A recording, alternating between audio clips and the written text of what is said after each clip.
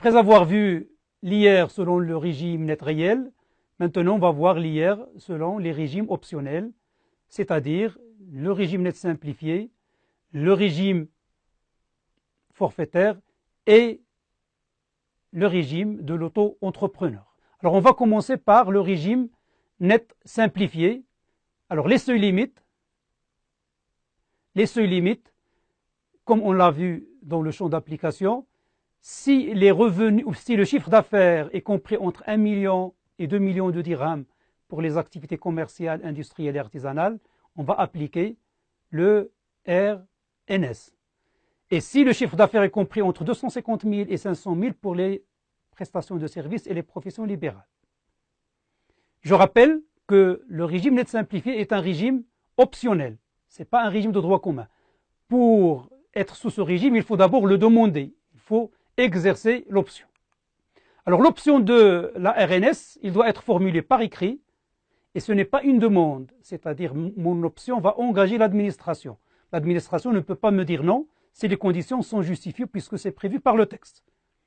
Alors si on est dans notre premier exercice, le délai c'est avant le 1er avril de l'année qui suit le début de l'activité.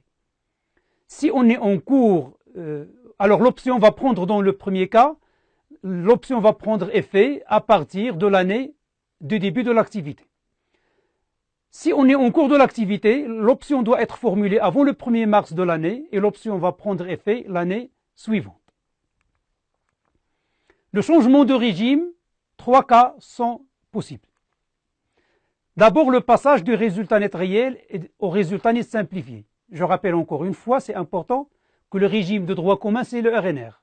Pour passer au RNS, il faut d'abord que le chiffre d'affaires soit inférieur au seuil et il faut que la demande soit exercée dans le délai. Donc on a 3 cas, le passage du RNR au RNS, le passage du RNS au régime forfaitaire et le passage du RNS au RNR. Je vous donne une règle générale simple pour passer d'un régime organisé RNR à un régime moins organisé comptablement RNS ou forfait.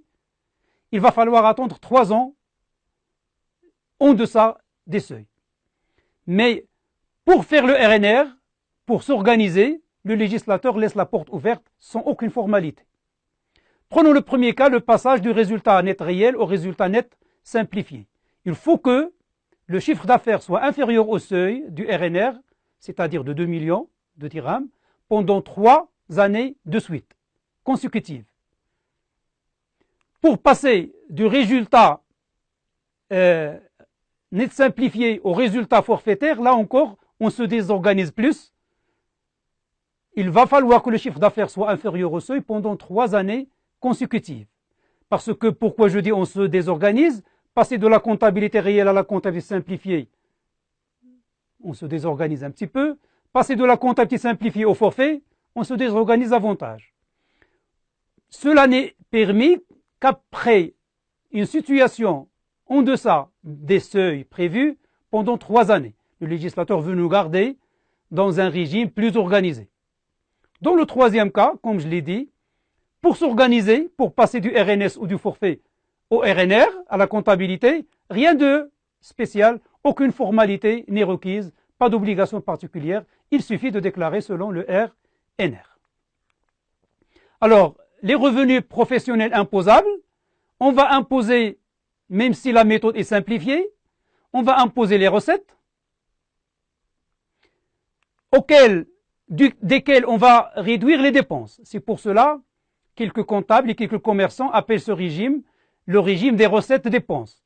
On l'appelle aussi pour Ada le régime d'Akhala Kharaja. Il n'y a pas de comptabilité sophistiquée. Aux recettes, il faut ajouter les créances clients quand même, majorer des stocks à la fin de l'exercice. Et aux dépenses, il faut ajouter les dettes, c'est-à-dire les charges qu'on n'a pas encore réglées, les dettes des fournisseurs et les stocks à la date d'ouverture de l'exercice. La cotisation minimale au niveau du RNS, elle est la même que le régime net réel, elle ne pose aucun problème particulier. La particularité de l'IS, la particularité du régime net simplifié du RNS, il a 2 particularités importantes qui réduisent de l'intérêt de ce régime. Première particularité, les provisions ne sont pas déductibles. C'est difficile. C'est ce qui rend ce régime moins attractif. Ce qui le rend encore moins attractif, c'est que les déficits ne sont pas imputables sur les bénéfices futurs. Cela justifie que dans la pratique, très peu de gens, mais vraiment très peu de gens, utilisent ce régime net simplifié. Alors, le régime forfaitaire, deuxième régime optionnel, c'est le régime forfaitaire. Les seuils, on les a déjà vus. Il faut que le chiffre d'affaires soit inférieur à 1 million de dirhams pour la première catégorie d'activité et 250 000 dirhams pour la deuxième catégorie d'activité. Mais tout le monde n'a pas le droit au forfait. Il y a des activités exclues du régime forfaitaire. On va voir que ce sont des activités dont le niveau d'instruction est plus ou moins élevé. Médecin, chirurgien, architecte, topographe, expert comptable, lotisseur, assureur, éditeur, libraire. Bon, il n'y a pas d'analphabète parmi ces personnes, et donc on ne va pas leur dire on va faire l'évaluation à votre place. Il s'agit aussi des exploitants de cinéma, des bijouteries, joailleries, hôteliers, écoles d'enseignement privé. On ne peut pas dire à un avocat vous avez droit au forfait, c'est un avocat, les notaires aussi, donc il y a des activités qui n'ont pas droit, le Nidam el-Jouzafi, qu'on appelle le régime forfaitaire. Alors, les revenus imposables, on calcule d'abord le bénéfice forfaitaire, mais cette fois-ci c'est l'inspecteur qui calcule, c'est l'administration fiscale qui calcule le bénéfice forfaitaire. À partir de quoi? À partir du chiffre d'affaires déclaré. Les personnes soumises au forfait ne déclarent pas un bénéfice, ils déclarent un chiffre d'affaires. Ça, c'est une particularité du forfait. Alors, on prend ce chiffre d'affaires qu'on multiplie par un taux de bénéfice donné. Toutes les activités, il y a un manuel de la Direction générale des impôts dans lequel vous trouverez des taux de bénéfice pour chaque catégorie d'activité. Eh bien, on cherche l'activité, par exemple un épicier par exemple, on cherche épicier, on trouve le taux et on applique au chiffre d'affaires de l'épicier le taux de bénéfice de l'épicier et on va trouver le bénéfice forfaitaire, censé être réalisé par le contribuable soumis au forfait. Puis on calcule ce qu'on appelle un bénéfice minimum. On ne fait pas confiance d'emblée à la déclaration du contribuable, on la vérifie par un minimum, le bénéfice minimum, qui est la valeur locative retenue dans le calcul de la taxe professionnelle. C'est la valeur locative qu'on trouvera simplement dans l'avis d'imposition de la taxe professionnelle, qu'on va multiplier par un coefficient qui peut aller, tenez-vous bien, de 0,5 à 1, à 2, à 3, jusqu'à 10. L'inspecteur peut multiplier votre loyer par 0,5 par 3, par 5, jusqu'à 10. Et là, un pouvoir d'appréciation du taux à retenir.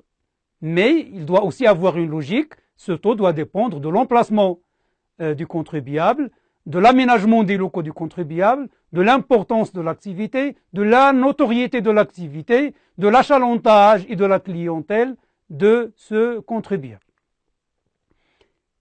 Donc on calcule le bénéfice forfaitaire d'après le chiffre d'affaires et le bénéfice minimum d'après la valeur locative et on compare. Bien sûr, on va retenir le terme le plus élevé auquel on va appliquer le montant de l'impôt. Alors, le régime de l'auto-entrepreneur, dernier régime optionnel. Alors, les conditions de chiffre d'affaires. D'abord, il faut que le chiffre d'affaires soit inférieur à 500 000 dirhams. Je l'ai mis en rouge. Pour les activités commerciales, industrielles et artisanales. Et 200 000 pour les prestations de services.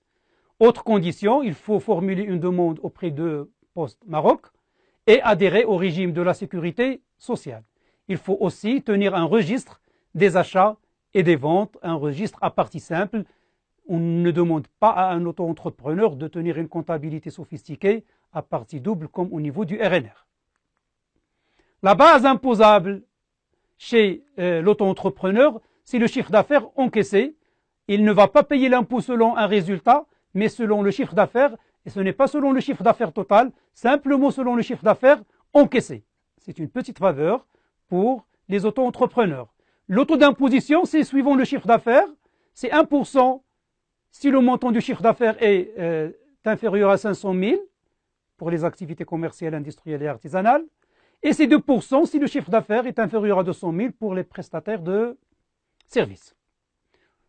Ces taux, payés sur la base du chiffre d'affaires, sont libératoires de l'impôt sur le revenu, c'est-à-dire on n'a pas à déclarer le revenu ou le bénéfice en fin d'année et on n'a pas à subir le barème par la suite. Voilà pour l'impôt sur le revenu des personnes physiques. Dans la semaine prochaine, on va attaquer l'impôt sur le revenu sur les salaires et l'impôt sur le revenu sur les capitaux mobiliers. Merci beaucoup.